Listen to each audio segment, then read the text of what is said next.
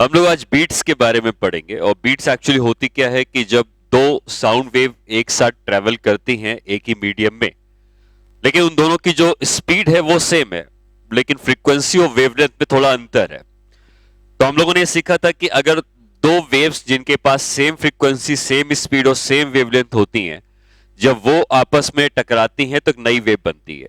लेकिन बीट्स में ऐसा नहीं है। बीट्स में क्या होता है कि जो दो वेव है उनकी स्पीड तो सेम है, पर फ्रीक्वेंसी और वेवलेंथ में अगर अंतर है तो उनके टकराने से या सुपरपोजिशन होने से एक नई वेव का फॉर्मेशन नहीं होता है, बल्कि वहां पे बीट्स का फॉर्मेशन होता है। तो बीट्स में होता क्या है? इसमें हम लोग पहले ये लिखते हैं कि when two waves travelling in same direction having same speed but slightly different wavelength and frequency superimpose with each other, then the intensity of a particular point changes with time. This is known as beat. ठीक है, तो beat में हो क्या रहा है कि दो साउंड वेव ट्रैवल कर रही हैं, दोनों की स्पीड सेम है, पर फ्रीक्वेंसी और वेवलेंथ में अंतर है। तो उन दोनों के टकराने से एक नई वेव नहीं बनती है, बल्कि उनके टकराने से जो इंटेंसिटी होती है साउंड की, वो टाइम के साथ एक ही पॉइंट पर बदलती रहती है। इसको हम लोग कहते हैं बीट्स। तो फॉर एग्जाम्पल मान लेते हैं कि हमारे पास जो दो वेव्स है, एक वेव इस तरह से ट्रैवल कर रही, ठीक है, और इसका जो इसी के साथ एक दूसरी वेव है, इसकी वेवलेंथ थोड़ी सी अलग है, लेकिन फ्रीक्वेंसी और वेवलेंथ और फ्रीक्वेंसी अलग है, बट स्पीड सेम है। तो जब ये दोनों वेव आपस में टकराती हैं तो बीट्स का फॉर्मेशन होता है। होता कैसे है? जैसे यहां पे आप देख सकते हैं कि कंस्ट्रक्टिव इंटरफेरेंस हुआ है, दोनों वेव के पार्टिकल्स ऊपर की तरफ हैं, तो यहां पे जो एम्पलीट्यूड होगा वो बढ़ जाएगा, यहां का जो एम्पलीट्यूड है वो बढ़ जाएगा। लेकिन एक जगह ऐसी आएगी जहां पे दोनों अपोजिट डायरेक्शन पे हैं, तो यहां पे एम्पलीट्यूड घट जाएगा, फिर एम्पलीट्यूड बढ़ जाएगा, फिर घटेगा, फिर एम्पलीट्यूड बढ़ जाएगा, फिर घटेगा। तो इस तरीके से इनके बीच में दोनों वेव का सुपरपोजिशन हो रहा है। तो ये जो फॉर्मेशन है ये कोई वेव का नहीं है, बल्कि ये जो शेप बन रहा है ये इस तरीके का बता रहा है कि कहीं पर एम्पलीट्यूड बढ़ जाएगा, फिर घटेगा, फिर बढ़ेगा, फिर घटेगा। और जहां पे एम्पलीट्यूड बढ़ जाता है यहां की इंटेंसिटी मैक्सिमम होती है, फिर ये मिनिमम इंटेंसिटी, फिर मैक्सिमम इंटेंसिटी, फिर मिनिमम। इस तरीके से ये दोनों वेव के मिलने से चीजें बनती हैं। ये जो टाइम है कि कितने टाइम के बाद इंटेंसिटी मैक्सिमम हुई और फिर इंटेंसिटी मैक्सिमम हुई, इसको हम कहते हैं कि एक बीट बनने के में इतना समय लगता है। ठीक है, अगेन ये जो टाइम इंटरवल है ये फिक्स है, फिर से इतने ही कांस्टेंट समय के बाद फिर से मैक्सिमम आएगा, फिर से मैक्सिमम आएगा। तो यहां पे इंटेंसिटी मैक्सिमम है, फिर ये इंटेंसिटी मिनिमम है, फिर ये इंटेंसिटी मैक्सिमम है, अगेन ये इंटेंसिटी मिनिमम है। तो मैक्सिमम टू मैक्सिमम में भी सेम टाइम होता है और मिनिमम टू मिनिमम में भी सेम टाइम होता है।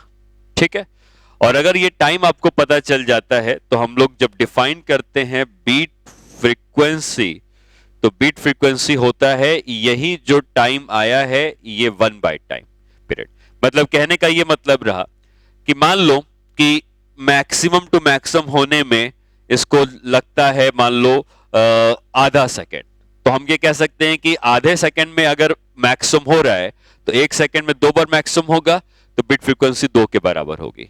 अगर यही मैक्सिमम टू मैक्सिमम होता है 0.1 सेकेंड में, तो 0.1 सेकेंड में अगर मैक्सिमम टू मैक्सिमम पहुंचा तो 1 सेकंड में 10 बार मैक्सिमम हो जाएगा, तो बीट फ्रीक्वेंसी 10 के बराबर हो जाएगी। ठीक है, तो आप ये कह सकते हो कि बीट फ्रीक्वेंसी 1/t से आ जाती है, और इसको ये भी कह सकते हैं कि number of times in 1 second intensity becomes maximum. 1 second के समय में कितनी बार इंटेंसिटी मैक्सिमम होगी, इसको हम लोग बीट फ्रीक्वेंसी कहते हैं।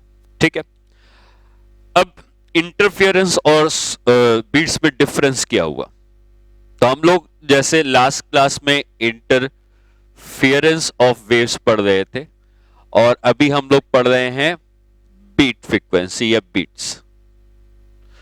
तो दोनों में डिफरेंस ये होता है कि जैसे मान लीजिए कि ये इक्वेशन दी है वेव की a1 sine omega t minus के एक्स, और दूसरी वेव की इक्वेशन दी है a2 sine omega t minus के एक्स प्लस 5।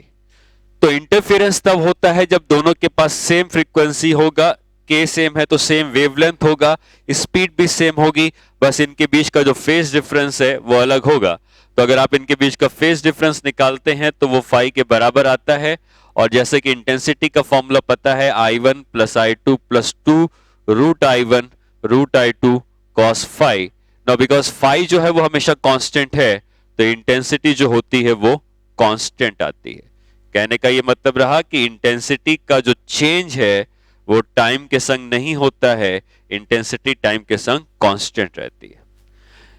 यहां पे क्या है कि पहली वेव की इक्वेशन है a sine omega 1t minus k1x, और दूसरी वेव की इक्वेशन है a sine omega 2t minus k2x। तो यहां पर क्या देख सकते हो कि ओमेगा अलग है मतलब फ्रीक्वेंसी अलग है, k अलग है मतलब वेवलेंथ अलग है, स्पीड सेम है मतलब ओमेगा 1/k1 ओमेगा 2/k2 के बराबर होगा, स्पीड यहां पे सेम होती है। लेकिन यहां पे अगर हम फेज डिफरेंस निकालते हैं तो फेज डिफरेंस इन दोनों का डिफरेंस हो जाएगा, तो हम लिख सकते हैं omega 2 minus omega 1t minus k2 minus k1 into x. तो आप ये देख सकते हो जो फेज डिफरेंस है ये टाइम के ऊपर डिपेंड कर रहा है, और फेज डिफरेंस अगर टाइम के ऊपर डिपेंड कर रहा है, और अगर आप इंटेंसिटी को निकालते हैं I1 plus I2 plus 2 root I2 cos phi से, क्योंकि ये फेज फाई टाइम के संग बदल रहा है तो इंटेंसिटी भी टाइम के संग बदलती है। तो बीट में इंटेंसिटी जो होती है वो टाइम के संग कांस्टेंट नहीं होती है, बल्कि टाइम के संग चेंज होती है। तो कभी ये मैक्सिमम होती है, फिर मिनिमम, फिर मैक्सिमम, फिर मिनिमम, फिर मैक्सिमम, फिर मिनिमम। ठीक है, तो ये मैक्सिमम इंटेंसिटी है, ये मिनिमम इंटेंसिटी, फिर कभी मैक्सिमम फिर से आ जाएगी और फिर मिनिमम आ जाएगी। तो इंटेंसिटी जो है वो कांस्टेंट नहीं है, टाइम के साथ चेंज होती जा रही। ठीक है, ये भी मिनिमम है। तो यहां से यहां तक जो समय लगता है मिनिमम टू मिनिमम पहुंचने में, जैसा मैंने बताया कि वो एक टाइम पीरियड के बराबर होता है, या जो मैक्सिमम टू मैक्सिमम पहुंचने में समय लगता है वो भी एक टाइम पीरियड के बराबर होता है। ठीक है, तो इस तरीके से इंटेंसिटी मैक्सिमम मिनिमम टाइम के संग चेंज होती रहती है। और बीट फ्रीक्वेंसी हम लोग कैसे निकाल रहे थे, मैंने आपको बताया कि बीट फ्रीक्वेंसी निकालने के लिए आप इसी को 1/t कर देंगे तो बीट फ्रीक्वेंसी आ जाती है। ठीक है, अच्छा दूसरी बात यह रही कि बीट क्या है। तो एक जो फॉर्मेशन हुआ है इतना, इसको हम कहते हैं कि ये जो है इसको हम 1 बीट कहते हैं, ये एक बीट है।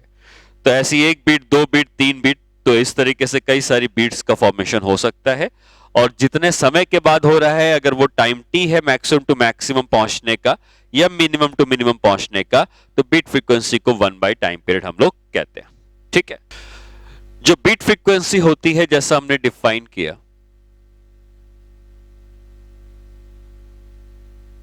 इसको हम अगर FB से रिप्रेजेंट करते हैं तो ये कहा जा सकता है कि number of times the intensity of sound becomes maximum in 1 second। 1 second के इंटरवल में कितनी बार साउंड की इंटेंसिटी मैक्सिमम हुई है, इसको निकालने के लिए आप 1 टाइम पीरियड कह सकते हो, या इसी को निकालने के लिए जो 2 सोर्सेस हैं इनकी फ्रीक्वेंसी में कुछ डिफरेंस होगा।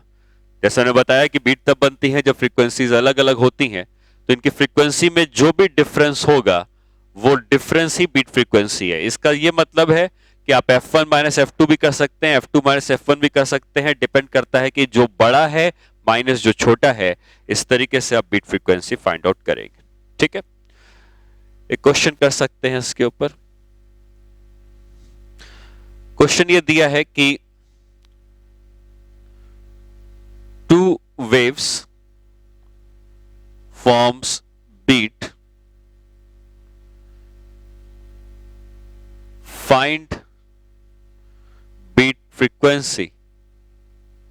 आपको दिया है दो वेव की equation, y1 is equal to, मान लो दिया है 0.3 साइन 396 पाई 1 माइनस टी अपॉन 330, और दूसरी वेव की इक्वेशन दी है 0.5 साइन 404 पाई 1 माइनस टी अपॉन 330। ठीक है, ऐसी दो इक्वेशंस दी है और हमसे बीट फ्रीक्वेंसी पूछी गई।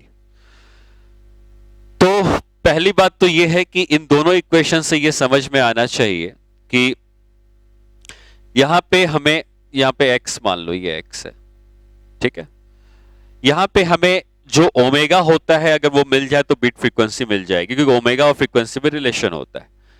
तो अगर हम 396 पाई को अंदर ले जाते हैं तो ये 396 पाई अपॉन 330 बचता है। ठीक है, एक मिनट में थोड़ा सा गलत लिख दिया, ये है t माइनस एक्स अपॉन 330 और ये भी है t माइनस एक्स अपॉन 330। ठीक है, अब जो भी टाइम के संग मल्टीप्लाइड होता है वो ओमेगा होता है। तो अगर हम इस 396 पाई को अंदर ले जाएंगे तो पहले वाले का जो ओमेगा 1 है वो 396 पाई हो जाएगा, उसी तरह से दूसरे वाले का ओमेगा 2 हो जाएगा 404 पाई। तो दोनों के हम ओमेगा हमने निकाल लिए। ठीक है, फ्रीक्वेंसी और ओमेगा में रिलेशन ये होता है कि जैसे टाइम पीरियड को हम कहते हैं 2 पाई बाई ओमेगा, और टाइम पीरियड का उल्टा जो होता है, जैसे टाइम पीरियड है और फ्रीक्वेंसी अगर आपको किसी भी सोर्स की चाहिए होती है तो 1 बाई टाइम पीरियड होती है। किसी भी सोर्स का अगर टाइम पीरियड पता है तो फ्रीक्वेंसी निकाल सकते हैं, तो ये ओमेगा बाई 2 पाई हो जाता है। तो अगर आपको ओमेगा पता है तो आप उसकी फ्रीक्वेंसीज निकाल सकते हैं। तो हमें अगर ओमेगा पता है तो पहले वाले सोर्स की फ्रीक्वेंसी हो जाएगी 396 पाई डिवाइडेड बाई 2 पाई, और दूसरे वाले सोर्स की फ्रीक्वेंसी हो जाएगी 404 पाई डिवाइडेड बाई 2 पाई। तो ये हो जाएगा 198 और ये हो जाएगा 202। ये दो सोर्सेज की फ्रीक्वेंसी हो गई। और बीट फ्रीक्वेंसी का मतलब होता है कि इन दोनों की फ्रीक्वेंसीज का डिफरेंस, क्योंकि F2 F1 से ज्यादा है तो यहां पर हम कहेंगे 4, या हम कह सकते हैं कि इसमें हमको 4 बीट्स पर सेकेंड सुनाई देंगी, यही बीट फ्रीक्वेंसी होती है। ठीक है, ट्यूनिंग फोर्क कई बार आपको क्वेश्चंस में लिखा मिलेगा। तो ट्यूनिंग फोर्क बेसिकली इस तरीके से एक फोर्क के शेप का किसी मेटल का बना हुआ होता है। ठीक है, और ये जो है ये इसकी ब्लेड्स हैं, या इसको आप प्रोंग्स भी कहते हैं। और जब आप इसको किसी मेटल किसी सरफेस से टकराएंगे तो ये दोनों ऑसिलेट करने लगते हैं, और जब ये ऑसिलेट करते हैं तो अगल बगल के एयर मॉलिक्यूल को डिस्टर्ब करते हैं, तो साउंड वेव का प्रोडक्शन होता है। ये 1 सेकंड में कितनी बार ऑसिलेट करते हैं उसी के हिसाब से इसकी फ्रीक्वेंसी होती है। मतलब एक किसी भी ट्यूनिंग फोर्क की जो फ्रीक्वेंसी होती है वो फिक्स है। अगर इसकी फ्रीक्वेंसी 200 की है तो अगर मैंने इसको किसी सरफेस से टकराया तो इसके जो ब्लेड्स हैं वो 1 सेकंड में 2 बार ऑसिलेट करेंगे। ठीक है, तो इसको हम नाम देते हैं ट्यूनिंग फोर्क। और किसी भी ट्यूनिंग फोर्क की फ्रीक्वेंसी कांस्टेंट रहती है, लेकिन अगर हम इस ट्यूनिंग फोर्क में थोड़े बहुत चेंजेस कर दें, जैसे अगर इसकी जो ब्लेड्स हैं, जो प्रोंग्स हैं, अगर हम इसको पतला कर दें, थिन कर दें, तो इसका ऑसिलेशन और तेज हो जाता है, तो फ्रीक्वेंसी बढ़ जाती है। लेकिन अगर हम इसके प्रोंग्स को हैवी कर दें, कुछ वैक्स लगाकर लोड कर दें, तो उसका ऑसिलेशन धीरे हो जाता है, तो फ्रीक्वेंसी कम हो जाती है। ठीक है, तो हम ये कहेंगे कि अगर हम if tuning fork is filed का मतलब उसको थिन करना, तो फ्रीक्वेंसी जो होगी ये इंक्रीज कर जाएगी। और वहीं अगर if tuning fork is loaded with wax, जैसे हमने वैक्स या कोई भी मटेरियल से लोड कर दिया तो उस केस में इसकी जो फ्रीक्वेंसी होगी वो डिक्रीज कर जाएगी।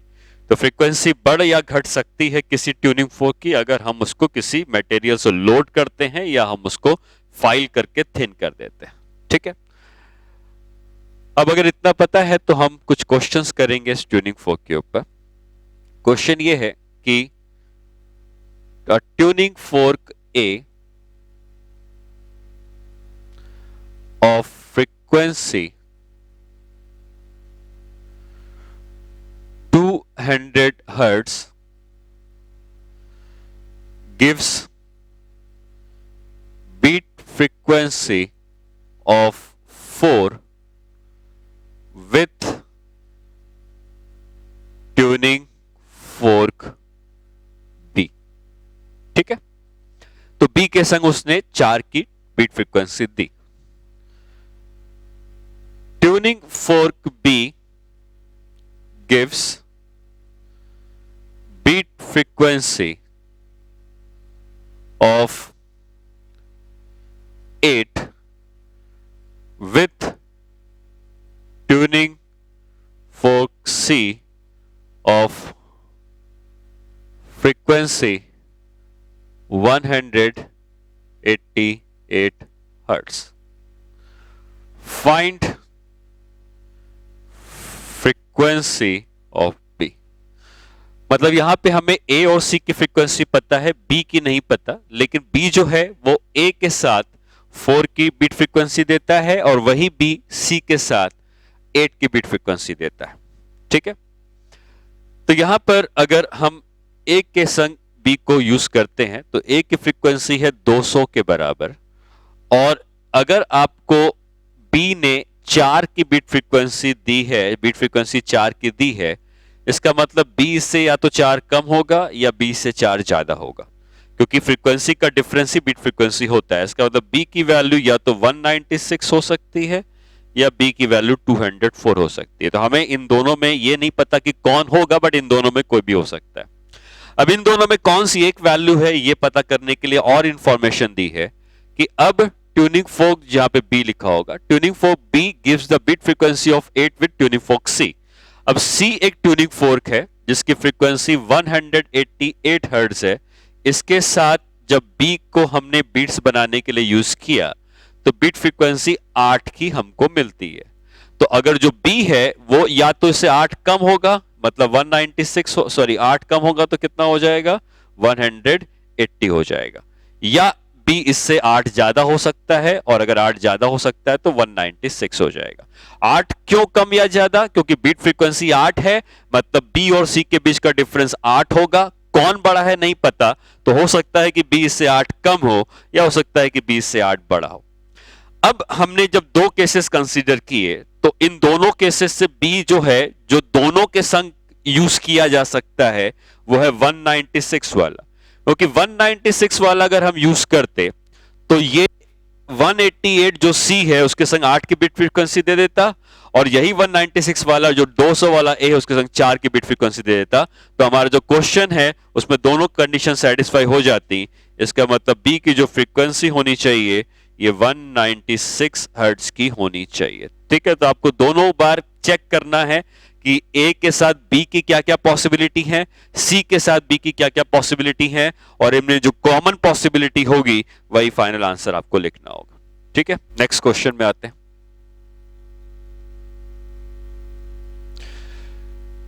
नेक्स्ट क्वेश्चन में क्या है कि tuning fork A of unknown frequency gives the beat frequency of 6 with B of frequency 200।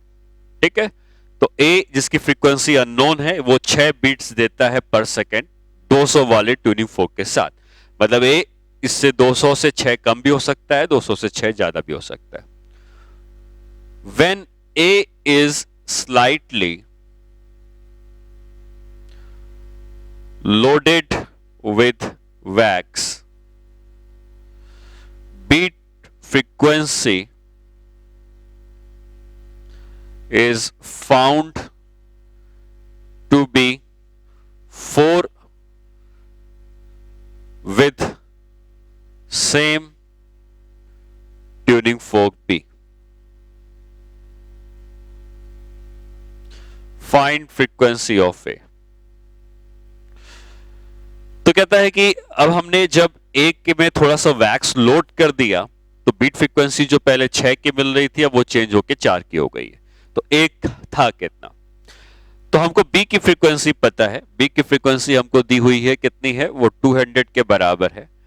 और अगर हमको 6 की बीट फ्रीक्वेंसी मिल रही है इसका मतलब ए इससे 6 कम हो सकता था, मतलब 6 कम होने का मतलब 194 हो सकता था, या 6 ज्यादा हो सकता था 206।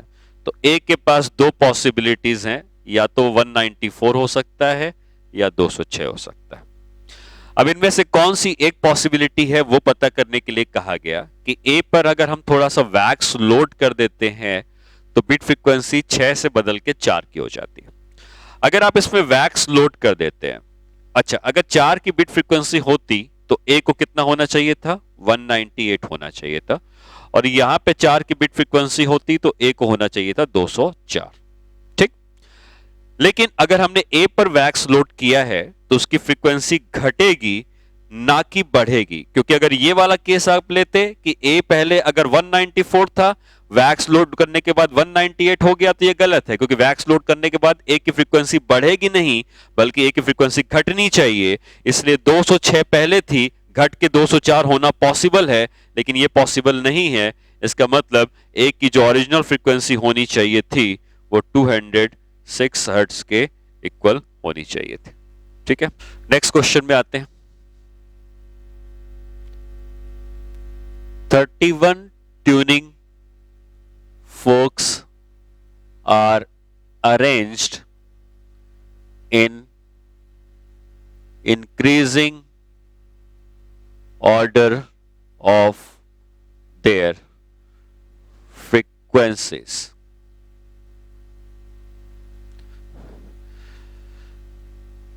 The beat frequency of 4 is observed between any two neighboring forks. ठीक है, तो ट्यूनिंग फोक को एसेंडिंग ऑर्डर में फ्रीक्वेंसी में अरेंज कर दिया गया है, फ्रीक्वेंसी बढ़ती जा रही है, और कोई भी जो दो बगल बगल के ट्यूनिंग फोक हैं उनके बीच में 4 की बीट फ्रीक्वेंसी ऑब्जर्व करी गई है।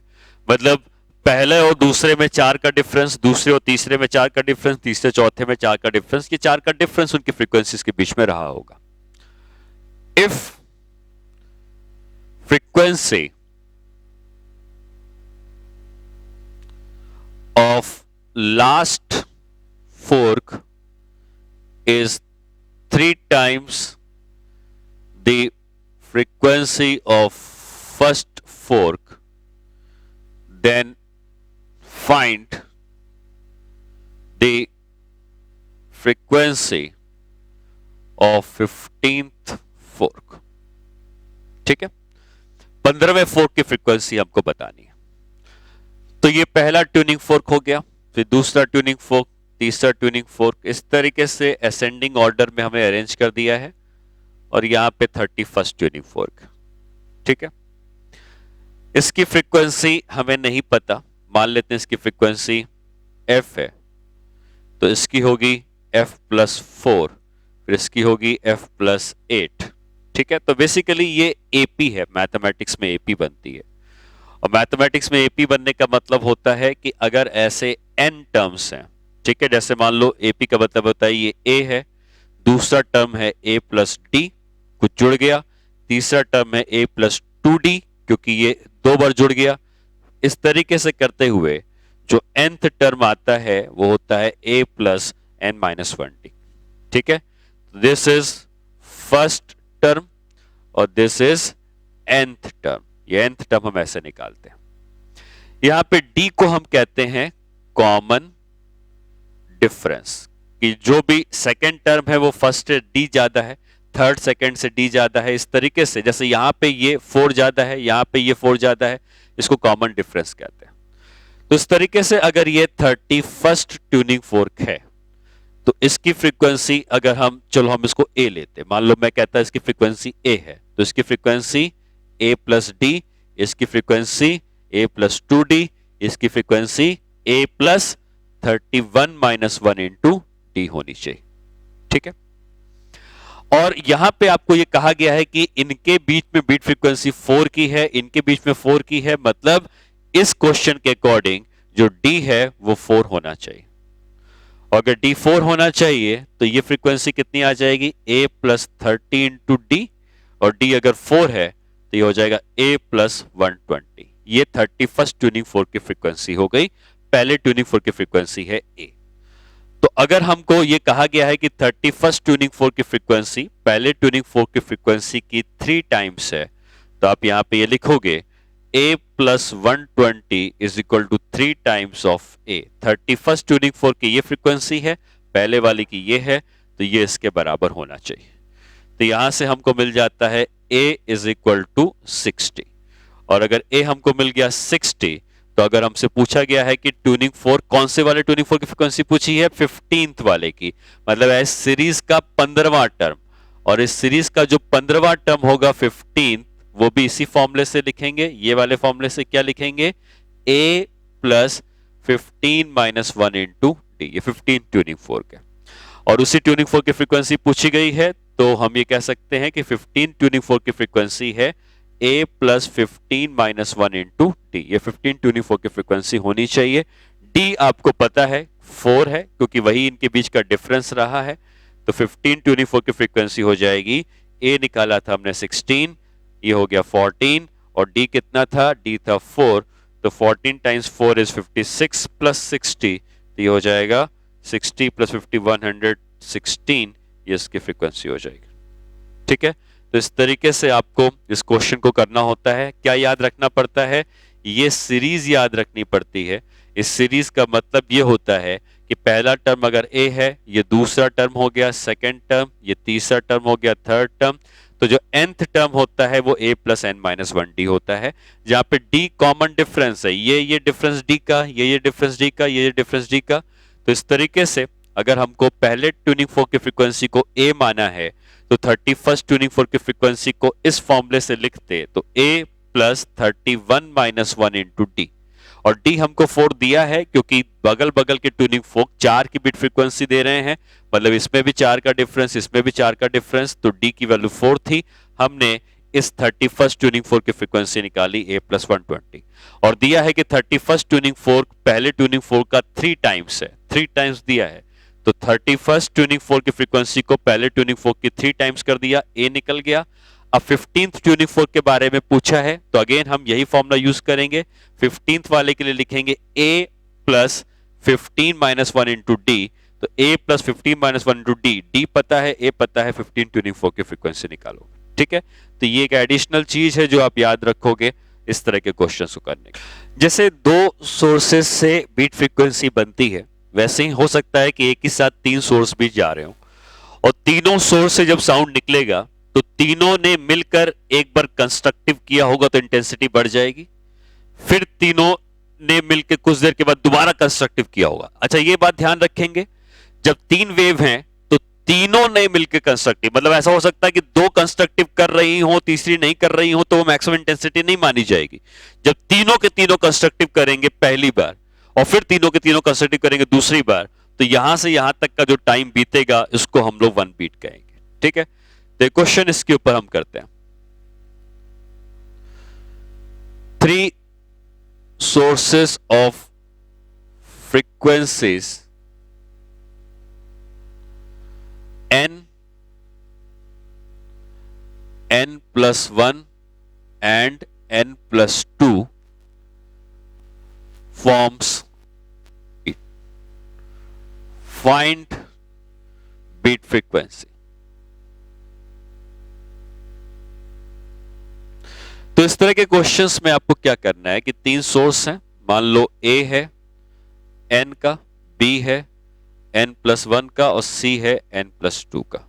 ठीक है, ए और बी अगर आपस में बीट बनाते तो बीट फ्रीक्वेंसी कितने की आती? 1। इनका डिफरेंस 1 का है, ठीक है। अगर बी और सी आपस में बीट बनाते तो इनकी बीट फ्रीक्वेंसी कितनी आती? अगेन इनके बीच का डिफरेंस 1 का है तो इनकी 1 होती। और सी और ए जब बीट फ्रीक्वेंसी बनाते तो इनके बीच का डिफरेंस 2 का है तो इसकी बीट फ्रीक्वेंसी 2 की होती, ठीक है। इसकी बीट फ्रीक्वेंसी 1 की है, मतलब ये दोनों 1 सेकंड में एक बार ही कंस्ट्रक्टिव करेंगे। ये दोनों भी 1 सेकंड में एक बार कंस्ट्रक्टिव करेंगे, लेकिन ये दोनों 1 सेकंड में 2 बार कंस्ट्रक्टिव करेंगे। तो आपको यह समझना है कि अगर इसकी बीट फ्रीक्वेंसी 1 की है तो हमें पता है कि बीट फ्रीक्वेंसी हम निकालने के लिए 1 बाय टाइम पीरियड करते थे। तो अगर हम इसका टाइम पीरियड निकालते हैं कि कितने समय के बाद इनका कंस्ट्रक्टिव इंटरफेरेंस हो रहा है, तो ये आ जाएगा 1 सेकंड के बराबर। इनका कितने सेकंड के बाद हो रहा है? ये भी 1 सेकंड, इस फॉर्मूले से, ठीक है। बीट फ्रीक्वेंसी पता है तो टाइम पीरियड आ जाएगा, और इसका हो रहा है आधे सेकंड में। कहने का मतलब ये रहा कि ये दोनों हर एक सेकंड के इंटरवल पे कंस्ट्रक्टिव करते हैं, ये दोनों हर 1 सेकंड पे करते हैं, और ये दोनों हर आधे सेकंड पे कंस्ट्रक्टिव करते हैं। जब तीनों एक संग कंस्ट्रक्टिव पहली बार करेंगे और फिर तीनों फिर से एक संग कंस्ट्रक्टिव करेंगे तो वो बीट फ्रीक्वेंसी है। तो ऐसा कब होगा ये हमें कैलकुलेट करना है, ठीक है। तो इसके लिए मान लो कि ए बी, बी सी और सी ए ने जब टाइम 0 था तो 0 समय पर तीनों ने कंस्ट्रक्टिव करके स्टार्ट किया, आगे कंस्ट्रक्टिव करके स्टार्ट किया। अब ए और बी हर 1 सेकंड में करेंगे, मतलब 1 second, 2 second, 3 second, 4 second, 5 second, 6 second, हर 1 सेकंड पे ये कंस्ट्रक्टिव इंटरफेरेंस करते जा रहे हैं। बी और सी कितने सेकंड में कर रहे हैं? हर 1 सेकंड में। तो बी और सी भी 0 पे करेंगे, 1 पे करेंगे, 3, 4, 5, 6, हर 1 सेकंड में कंस्ट्रक्टिव करते जा रहे हैं। और सी और ए हर आधे सेकंड में कंस्ट्रक्टिव कर रहे हैं, तो आधे सेकंड, फिर 1 सेकंड, फिर 3/2 सेकंड, फिर 2 सेकंड, फिर 5/2 सेकंड, फिर 3 सेकंड, ऐसे कर रहे हैं। तो आपको जब इस टेबल को आपने बना लिया, तीनों की अलग अलग बीट फ्रीक्वेंसी निकाल के तीनों का टाइम पीरियड निकाल लिया, टाइम पीरियड के बाद 1 सेकंड का इंटरवल यहां रख दिया, 1 सेकंड का इंटरवल यहां रख दिया, आधे सेकंड का इंटरवल यहां रख दिया। तो पहली बार जब तीनों ने कंस्ट्रक्टिव किया था तो उस समय 0 था। अब यह चेक करना है कि तीनों ने दोबारा फिर कब एक संग कंस्ट्रक्टिव किया। 1 सेकंड पर ये दोनों कंस्ट्रक्टिव कर रहे हैं, क्या ये भी कर रहा है? ये तो आधे में भी कर रहा है, लेकिन ये 1 में भी कर रहा है। तो 1 सेकंड का समय अगर आप देखेंगे तो 1 सेकंड में फिर से तीनों ने कंस्ट्रक्टिव इंटरफेरेंस किया है, फिर 2 सेकंड में फिर से इसने कंस्ट्रक्टिव किया है। ये बीच में किया होगा, लेकिन जब ये कर रहा है कंस्ट्रक्टिव उस समय ये दोनों नहीं कर रहे हैं, तीनों को करना चाहिए। तो ए बी और सी तीनों इस समय किए, ए बी सी तीनों इस समय किए, ए बी सी तीनों इस समय किए। मतलब ये कितना समय का इंटरवल है इनके बीच में कंस्ट्रक्टिव इंटरफेरेंस करने का? तो हम ये कह सकते हैं ये इंटरवल जो है वो 1 सेकंड का है। और इंटरवल अगर 1 सेकंड का तो बीट फ्रीक्वेंसी 1/2 मतलब 1, तो मतलब इन तीनों की बीट फ्रीक्वेंसी 1 बीट पर सेकंड कही जाएगी। और इसका यह मतलब रहेगा कि तीनों के तीनों एक साथ 1 सेकंड के इंटरवल पे कंस्ट्रक्टिव इंटरफेरेंस कर रहे होंगे, ठीक है। तो इस तरीके से आप क्या करोगे? ए बी सी तीनों की दी है, ए और बी की बीट फ्रीक्वेंसी, बी और सी की बीट फ्रीक्वेंसी, सी और ए की बीट फ्रीक्वेंसी लिखोगे, फिर इनका टाइम पीरियड निकाल लोगे। टाइम पीरियड निकालने के बाद 1 सेकंड का इंटरवल रख दोगे, यहां भी 1 सेकंड का इंटरवल रख दोगे, यहां पे हर आधे सेकंड का इंटरवल रख दोगे। 0 तीनों में कॉमन रहेगा। फिर आपको यह खोजना है कि अगली बार कौन सा नंबर है जो तीनों में कॉमन है, वो 1 है, फिर अगली बार 2 है। तो ये जो इंटरवल है वो 1 का है, और बीट फ्रीक्वेंसी निकालने में ये इंटरवल अगर आपको पता चल गया है तो बीट फ्रीक्वेंसी 1/t मतलब 1 बीट पर सेकंड हो जाएगी, ठीक है। तो इस तरीके से हम लोगों ने आज बीट्स के बारे में पढ़ा है।